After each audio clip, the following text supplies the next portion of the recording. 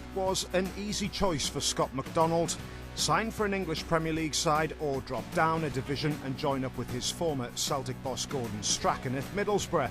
It didn't take long to make that decision. I spoke to the manager, and he's got big plans for here, and the backing of probably the best chairman in Britain, if not in the world, backing him as well. So from that point of view, everything sounded great, and as soon as I got down here and seen the setup, I was more than excited to come here and try and work hard for Middlesbrough. MacDonald was in the form of his life when playing under Strachan at Celtic. Goals were easy to come by, and he believes he can find that form again to fire Borough back into the Premier League. That'd be wonderful, but let's not get ahead of ourselves. We've got a lot of hard work to do, and I just want to try and get as fit as quickly as possible and score goals to get us there in the first place. That would be nice. We've got a good squad here, so hopefully we can go on a little run. It only takes 3 or 4 sort of wins to get you right up there and put pressure on other people. When Scott MacDonald arrived at Middlesbrough, he was still feeling the pain from a hernia operation that he had while he was with Celtic. He played through the pain barrier to begin with, but it's led to a stuttering start to his Borough career. But it's not a problem that threatens his World Cup dream. No, hopefully not. It's just it just takes a bit longer because it's one of those areas that you work with, not just in sport. You do it every day, whether you're bending down or stretching or whatever. So you have to be quite careful with it and look after it. And we've got some good people here looking after me, so hopefully we can get there quicker, sooner rather than later. With the World Cup just months away, MacDonald admits his earliest memories of the competition come from one of the darkest days in the Socceroos' history. The first taste of it was when I was a ballboy, actually, in '98, when Australia played Iran. It was unfortunately a dark day for us because we were 2-0 up at the MCG, and it all went pear-shaped when a spectator ran on and ripped the net off, and we ended up not qualifying. Iran scored a late goal to knock us out after qualifiers, and they went to the World Cup instead of ours. That was, of course, more than 12 years ago.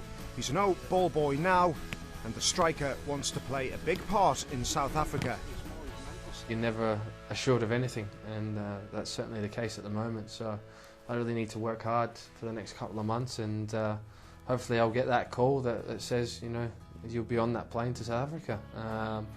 But that will all be down to hard work and success at Middlesbrough Football Club, and really that's what I'm concentrating on, and that's where where my focus is. Because if I do that, then hopefully that will be more than enough to obviously then get the call from my country.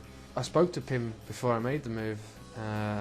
We always keep in contact, and as all the players do, he's fantastic that way, and we always run things by him and ask for his advice, and he was quite keen on me moving here and felt that, like you said, it was a good move for me to come here. And I think the most important thing from his point of view, that he wants to see all these players playing and staying fit also, obviously. But if I can stay fit and play and hopefully score goals, then it'll give me more opportunity to go to the World Cup. With the Socceroos sealing qualification for the Asia Cup last week, there's another major competition to look forward to, although even the players aren't sure if Pim Verbeek will be the manager by then.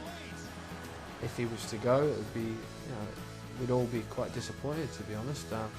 We've all built up a fantastic relationship with him, and I think from a media perspective, some people I think would like to see Pim leave, but from a player perspective, he's got full backing of all us, and if you ask any of the players, we've enjoyed every minute of working with him, and he's quite a shrewd and clever man, and very tactically astute. I think that knowledge is second to none, especially if we want to qualify for the next World Cup once again, because I think when we look at it, there's a few older or senior players in the team that might, hopefully not, but might call it a day after this World Cup. So there's going to be a lot more youngsters inexperienced that will need that knowledge if we're to qualify for the next World Cup.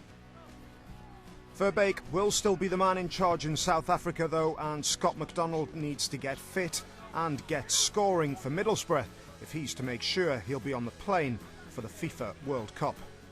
I think everyone knows that that goal's eluded me still for my national team, but there'd be no better way to do that than to score at World Cup finals to put that to bed. I mean, I go into every game thinking that I'll score, so, and if I've not, I'll be the grumpiest man alive, you know, until the next game comes round. That's just me in a nutshell. But people learn to live with that, I suppose, and know what I'm like, and I'm not that type of character off the park. It's just the way I am. I'm quite a hungry person on it, but I suppose that's me, and that's why I am where I am today.